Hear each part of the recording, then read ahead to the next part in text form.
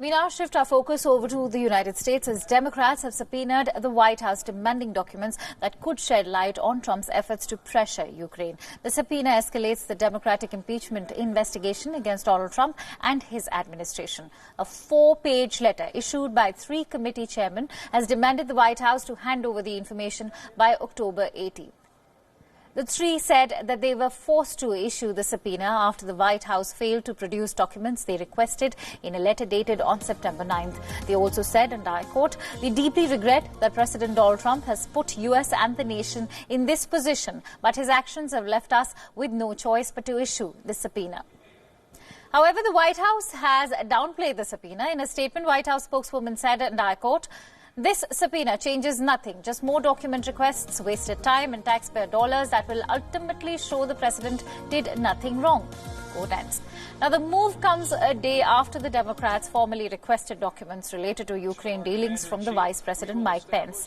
Pence also features prominently in the whistleblower's complaint. The person identified as a CIA officer said that Pence had cancelled a planned trip to an inauguration of President Volodymyr Zelensky in Kiev. This as a part of an alleged pressure tactic to benefit the Trump-Pence re-election campaign. Now, the Democratic impeachment investigation stems from the whistleblower complaint alleging Trump sought help from Ukraine's government to dig up dirt on his political rival, Joe Biden, and his son, Hunter Biden. To do anything less would be a shocking rejection of...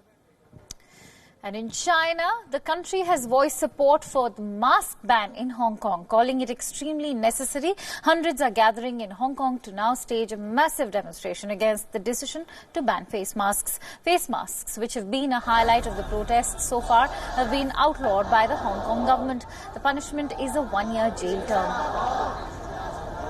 Hong Kong has also announced that emergency measures will be imposed in the city.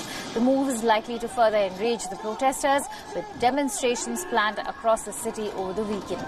The enforcement emergency measures means that Hong Kong Chief Executive Carrie Lam can suspend civil rights, censor media, control public transport, and promulgate any law that the government believes to be in public interest.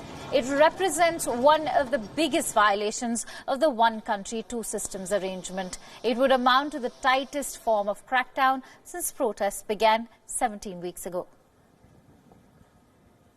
Chief Executive in Council decided at a special meeting this morning to invoke the power under the Emergency Regulations Ordinance and make a new regulation in the name of Prohibition on Face Covering Regulation, which is essentially an anti-mask law. Protests are expected over the 18th state weekend starting tomorrow over the shooting of a teenager, but the Hong Kong government defended the police officer's action, saying that it was done in self-defense.